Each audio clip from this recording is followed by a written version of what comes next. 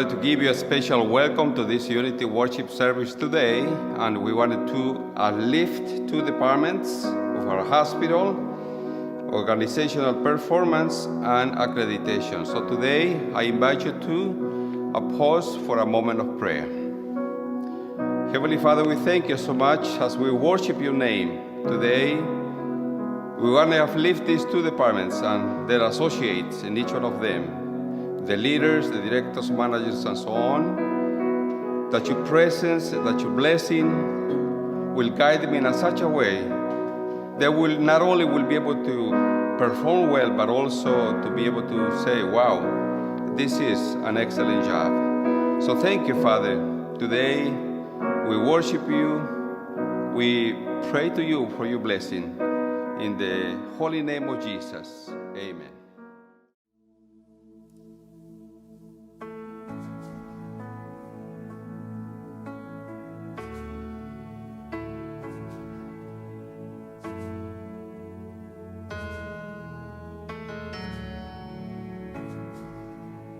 Let the King of my heart be the mountain where I run, the fountain I drink from, oh, is my song. Let the King of my heart be the shadow where I hide, the ransom for my life, oh, is my song.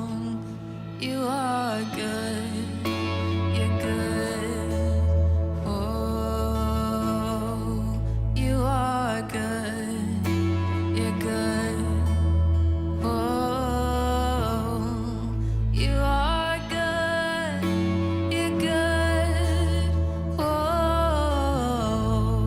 you are good, you're good, oh, let the King of my heart be the wind inside my sails, the anchor in the waves, oh, he is my song. Let the King of my heart be the fire inside my veins, the echo of my days, oh, he is my song. Let the King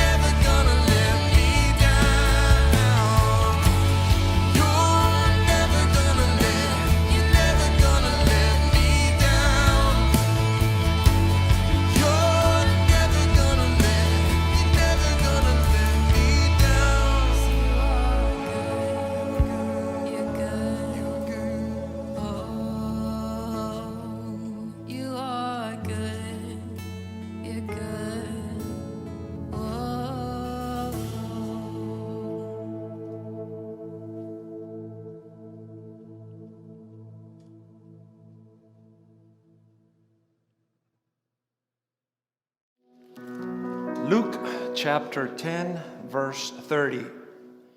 And Jesus said, a man was going down from Jerusalem to Jericho when he was attacked by robbers. You know the parable, the Good Samaritan, one of the most popular parables.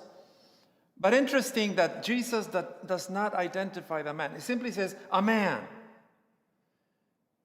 Jesus didn't say a Jew, a Greek, an Ethiopian, an African, a Mexican, a Peruvian, a Filipino.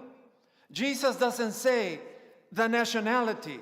He simply says a man.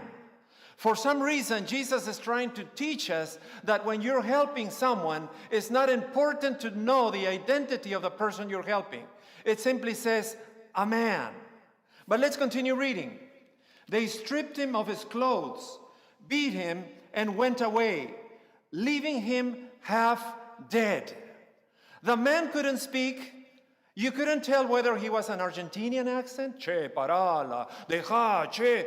You couldn't tell whether he was Mexican accent. Hey, ándale, ándale, mano, ándale. You couldn't tell whether he was a Peruvian or Irish or German. He was mute, he was naked, he was stripped. Because when we're helping someone, Jesus is saying, it is not important to know the economic status, the social status, the educational status. It's not important. It simply says a man who was mute, who was robbed, who was naked. But let's continue. A priest, a Levite, a Samaritan. 3 people. A priest, a Levite, and a Samaritan. 3 levels of love. First, you have the priest. He looks at the man who had been robbed, and he looks, and then he moves to the other side, and he walks away. Then he has a Levite. The Levite stands a little bit, 2 seconds, and then he leaves. And then the Samaritan. 3 levels of love. First, distant love. Second, instant love. And the last one, constant love. Let's analyze the 3. Instant, distant, and constant. The first 2 are very selfish because human love will always be selfish. There's a story of an 80-year-old man who had a 79-year-old wife, and he says, I am terminally ill, but I want you to put in my casket when I die all my money. Go to the bank and put all my money. And she said, why? Because I want the young people to know that I was a hardworking man. So when I die, go to the bank, come and put all the money surrounding me. So when I'm in the casket, I want you to put all the money. He passed away. He died. And the day of the funeral, she was dead. And when they were putting the casket inside, she brought a box. She puts the box inside, and the burial is over. They put the dirt, and she goes home. But as she's going home, the best friend says, Matilda, did you really put all his money inside the casket? And she said, yes, I am a Christian. I cannot lie. I made a promise. And she said, what do you mean? Did you put the $150,000 inside the burial, inside the casket? And she said, yes, I wrote a check. That is distant, instant human love. But there we find the story that the Samaritan went out, got off his mule, brought him in, paid the innkeeper. That is constant love. And I want to finish with this constant love. John chapter 15:13. Greater love has no one than this, to lay down one's life for his friends. No one has greater love than this. This is the constant love of the Samaritan, than to give his life. His life. I have a petition of prayer in front of me. Una manera en la cual Adventist Health le ofrece el apoyo. No one has greater love than this, than to give his life for his friends. In the last 20 seconds of my message, I want to tell you the story in 20 seconds of one of my best friends from Peru. He was a medical doctor here at the White Memorial. In August 8, he was diagnosed. August 11, he was put into a hospital. August 29, he passed away from COVID, and his name was Ebenezer. A few weeks before the death of Ebenezer Chambi, the whole world was preaching in every church that we should leave the cities, flee the cities. But he was making a U-turn, going into the cities, helping. I have no greater love, the Bible says, John 15, greater love has no one than this, than to lay down one's life for his friends. Let us pray. Heavenly Father, we have here in our hands a list of cards, a list of petitions.